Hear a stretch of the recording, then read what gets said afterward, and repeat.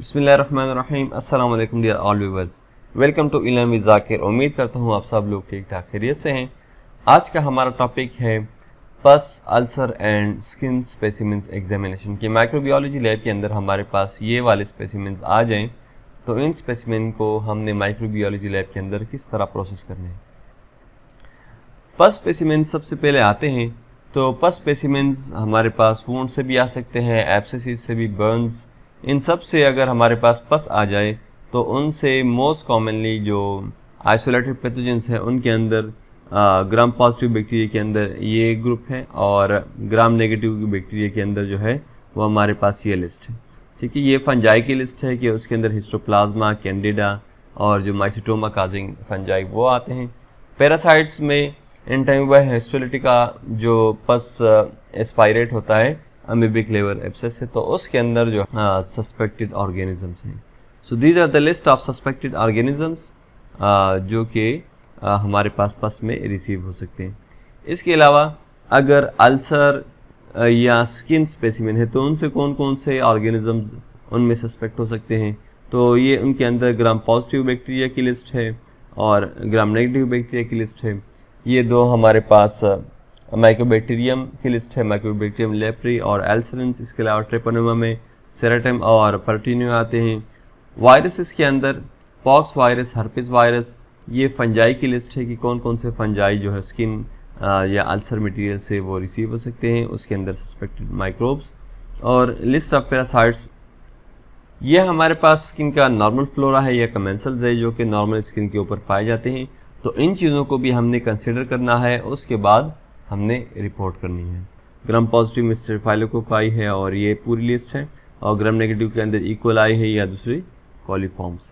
Specimen mostly वो collect करते हैं मेडिकल ऑफिसर या जो एक्सपीरियंस नर्स है या एक्सपीरियंस जो हेल्थ टेक्नोलॉजिस्ट है, वो स्पेसिमेन को रिसीव करते हैं। जो स्पेसिमेन है स्पेशली पस, वो अगर एब्सेस है तो उससे with the help of incision और उसको ड्रेन करते हैं, तब उससे स्पेसिमेन रिसीव करते हैं। या अगर कोई एब्सेस है और वो नेचुरली रप्चर हो जाए तो उस रप्चर से पस मटेरियल निकलता है, उसको रिसीव करके लैब में भेज दिया जाता है। स्पेसिमेंस के अंदर इन चीज़ों का ख़ास ख्याल रखना है कि इनके कंटेमिनेशन आपने वो देखनी है कि हमारे पास ये स्पेसिमेन स्किन के नॉर्मल फ्लोरा से कंटेमिनेट ना हो, तो इन चीज़ों का खास ख्याल रखना है। अगर स्किन के ऊपर हमने एंटीसेप्टिक ड्रेसिंग अप्लाई करनी है, उस साफ़ करना है, उसके ऊपर पट्टी लगानी है, तो पट्टी लगाने से पहले जो है स्पेसिमेन को रिसीव करना है। अच्छा, एक स्टेराइल टेक्निक के ज़रिए ड्रेनेज है या पस है, तकरीबन 5 ml तक हम उसको लेते हैं और उसको फिर एक ऐसे कंटेनर में स्टोर करते हैं जो कि लीक प्रूफ हो और स्टेराइल कंटेनर हो, और फिर उसको लैब में भेज दिया जाता है। अगर कोई ऐसा स्पेसिमेन है, कोई ऐसा साइट है जहाँ से सैंपल वो खुद बहुत डिस्चार्ज नहीं हो रहा, तो हमने with the help of cotton wool swab उस जगह से सैंपल को कलेक्ट करना है जो साइड इन्फेक्टेड है। ठीक है, और स्किन कंटेमिनेशन को वो अवॉइड करना है। उसके बाद कॉटन वूल स्वेब जो हमने लिया है एमिस ट्रांसपोर्ट मीडियम के अंदर वो डाल देना है और लैब के अंदर ट्रांसपोर्ट करना है। और ट्रांसपोर्टेशन के साथ साथ आपने अच्छी तरह उसको लेबल भी करना है, और साथ में जो रिक्वेस्ट फॉर्म के ऊपर जो जो चीज़ें चाहिए कि नेचर ऑफ स्पेसिमेन कौन सा साइट से लिया है, उसके साथ कुछ क्लिनिकल नोट्स भी जो है वो आपने लिख कर कम्प्लीटली रिक्वेस्ट फॉर्म के साथ लैब में भेजना है। अगर कोई ऐसे पेशेंट्स हैं जिनको जो है प्लेग सस्पेक्टेड है या एंथ्रैक्स सस्पेक्टेड है, तो ये specimens these are highly infectious, तो इन स्पेसिमेंस के ऊपर आपने हाई रिस्क उसको लेबल करना है और उसके ऊपर लिखना है हैंडल विद केयर। ठीक है, तो इन चीज़ों का ख़ास ख्याल रखना है कि अगर ऐसे ऑर्गेनिज्म सस्पेक्टेड हैं किसी पेशेंट में, तो उनको हाई रिस्क स्पेसिमेंस कंसिडर करके उसके ऊपर ये चीज़ें लेबल करनी है। अगर माइक्रोबायोलॉजी लैब में है और आपके पास ऐसे सैंपल आ जाए, तो आपने ऐसे सैंपल को किस तरह डील करना है, आपने इन सैंपल्स को कैसे मैनेज करना है। सबसे पहले ऐसे स्किन स्पेसिमेंस या अल्सर स्पेसिमेंस या पस मटेरियल, उनकी अपीयरेंस देखनी है कि अपीयरेंस कैसी है। उसके बाद माइक्रोस्कोपी जो रूटीन के अंदर हम बिफोर कल्चर माइक्रोस्कोपी कर सकते हैं on the basis of suspected organisms, ये list of general before culture microscopy है। और तीसरा उसके बाद कल्चर है कि कौन कौन से मीडिया के ऊपर हम इन ऑर्गेनिजम्स को, जो सस्पेक्टेड ऑर्गेनिज्म है, कौन कौन से मीडिया के ऊपर ये कल्चर हम इन स्पेसिमेंस को कर सकते हैं।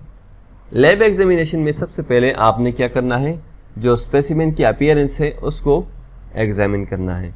उसके अंदर अगर एक तो जनरली पस स्पेसिमेन है कि पस जो है वाइटिश है या ग्रेइश है या ग्रीनिश है या येलोविश है या गोल्डन वाइट, इस तरह कुछ कलर है, तो इनको भी आपने मेंशन करना है।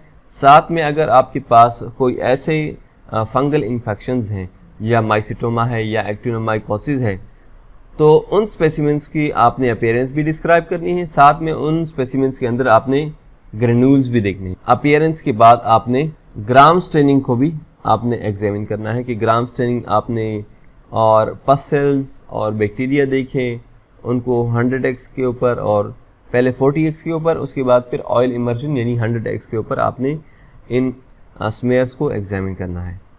इसी तरह अगर माइक्रोबैक्टीरियम स्पीशीज़ कोई सस्पेक्टेड है या ट्यूबरकुलोसिस सस्पेक्टेड है, तो उनकी आपने ज़र्डन स्मेयर या AFB स्मेयर वो परफॉर्म करनी है। अगर बबोनिक प्लेग सस्पेक्टेड है किसी सैंपल के अंदर, तो उन सैंपल्स आपने जिम्जा स्टेन भी परफॉर्म करना है या वेसन स्टेन परफॉर्म कर लें उसका। इसके अलावा अगर एंथ्रैक्स सस्पेक्टेड है तो पॉलीक्रोम जो लोफलर मिथाइलिन ब्लू टेक्निक है उनको हम परफॉर्म करते हैं ताकि जो सस्पेक्टेड कुटेनस एंथ्रैक्स है वो क्लियर हो जाए। इसके अलावा अगर कोई ट्रेपोनिम सस्पेक्टेड है, फॉर एग्जांपल जो डिजीज़ है याज है, पिंटाज है या सिफिलिस है, तो डार्क फील्ड माइक्रोस्कोपी ऐसे स्पेसिमेंस के लिए और ऐसे माइक्रोब्स के लिए हम डार्क फील्ड माइक्रोस्कोपी परफॉर्म करते हैं। इसलिए अगर हमारे पास डर्मेटोफाइटोसिस हुआ है, जो रिंगवॉर्म इन्फेक्शन है या सुपरफिशियल फंगल इन्फेक्शन है कि फंजाई सस्पेक्टेड है, तो इसमें तो पोटेशियम हाइड्रोक्साइड जो प्रिपरेशन है वो परफॉर्म करते हैं कि सैंपल को हम पोटेशियम हाइड्रोक्साइड के साथ मिक्स कर लेते हैं, तो उससे सारा सैंपल जो है वो डिज़ोल्व हो जाता है। सिर्फ हमारे पास फंजाई रह जाते तो उनको हम डायरेक्ट माइक्रोस्कोपी कर सकते हैं। डे 1 के ऊपर या जैसे ही हमारे पास सैंपल आ जाए तो उसको हम कौन कौन से मीडिया के ऊपर कल्चर करेंगे। सबसे पहले जो कल्चर करेंगे वो है ब्लड एगर के ऊपर। ब्लड एगर के ऊपर जो ग्राम पॉजिटिव कोकाई है, स्ट्रेप्टोकोकाई है या स्टेफाइलोकोकाई है, उनको आइसोलेट करने के लिए हम ब्लड एगर के ऊपर कल्चर करते हैं और रूटीन के अंदर 35 to 37 डिग्री सेंटीग्रेड 24 आवर्स के लिए, और कार्बन डाइऑक्साइड जो रिच एटमॉस्फेयर है उनके अंदर इंक्यूबेट करते हैं इसको। दूसरा, अगर हमारे पास ग्राम नेगेटिव रॉड सस्पेक्टेड हैं तो उनको हम मैकॉनकी एगर के ऊपर ग्रो करते हैं, इनोकुलेट करते हैं, कल्चर करते हैं और 24 to 48 आवर्स और इनको एरोबिक कंडीशंस वो देते हैं। हम इन सैंपल्स को कुक्ड मीट मीडियम या थायोग्लाइकोलेट ब्रॉथ उनके ऊपर भी कल्चर कर सकते हैं 35 to 37 degree centigrade up to 72 hours, या जो है सब कल्चर करते हैं आफ्टर 24 आवर्स या 48 या 72 आवर्स के बाद, depending on the suspected organisms. पस स्पेसिमेन हमारे पास आया है, उसके अंदर जो सस्पेक्टेड ऑर्गेनिज्म है वो एनारोबिक है या उसके अंदर से जो स्मेल आ रही हो बहुत बुरी और बहुत फोल स्मेलिंग है, तो उनको हम एनारोबिक कल्चर परफॉर्म करते हैं। या जो हमारे पास ग्राम स्मेयर है उसमें से ऐसे माइक्रोब्स हैं जो कि that looks like anaerobic microbes, तो उनको हम एनारोबिक कल्चर भी परफॉर्म करते हैं उनके लिए, और उनको एक ब्लड एगर के ऊपर हम इनोकुलेट करके एनारोबिकली उनको इंक्यूबेट कर लेते हैं और 24 to 48 आवर्स उनको टाइम देते हैं एट 35 to 37 डिग्री सेंटीग्रेड। इसी तरह अगर बबोनिक प्लेग सस्पेक्टेड है तो सबसे पहले आपकी जो सेंट्रल लैब है, जिस तरह हमारी PHRL है, तो उनको हम इन्फॉर्म करते हैं, उनको हम सैंपल बेचते हैं, या जो बोबो है या ब्लड स्पेसिमेन है जो एस्पायरेट है उनको हम कलेक्ट करते हैं और फिर उसी जो सेंट्रल पब्लिक हेल्थ लैब है वहाँ पर जाकर इनको कल्चर किया जाता है और रिपोर्ट और माइक्रोस्कोपी वहीं पर भी होती है। सेकेंड डे या थर्ड डे के ऊपर हमारे पास जो सस्पेक्टेड माइक्रोब्स हैं ग्राम पॉजिटिव या ग्राम नेगेटिव के अंदर, ये हमारे पास वो माइक्रोब्स है। इस तरह एनारोब्स के अंदर जो बैक्टीरिया है वो क्लोस्ट्रिडियम परफ्रेंजिस है, बैक्टीरियोइडिस फ्रेजिलिस ग्रुप है या पेप्टो स्ट्रेप्टोकोकस है। और अगर कुक्ड मीट मीडियम के ऊपर हमने इन सब कल्चर भी करते हैं, ओवरनाइट इंक्यूबेशन के बाद भी सब कल्चर कर सकते हैं। इस तरह 48 या 72 आवर्स के बाद भी सब कल्चर कर सकते हैं। और एक और केस में भी हम इसको सब कल्चर करते हैं कि जब हमारा ग्राम स्मेयर और जो कल्चर के बाद जो ग्राम स्मेयर है, दोनों जो माइक्रोब्स हैं वो डिफर करते हैं एक दूसरे के साथ, तो हम उनको सब कल्चर करते हैं ताकि जो प्योर माइक्रोब है वो आइसोलेट हो जाए और दोनों के अंदर कोई एम्बिग्विटी ना हो। जो ऑर्गेनिजम्स हमारे पास कल्चर में पॉजिटिव आते हैं या उनकी ग्रोथ आ जाती है, तो उनको हम क्या करते हैं, उनके अगेंस्ट हम एंटीमाइक्रोबियल ससेप्टेबिलिटी टेस्टिंग परफॉर्म करते हैं।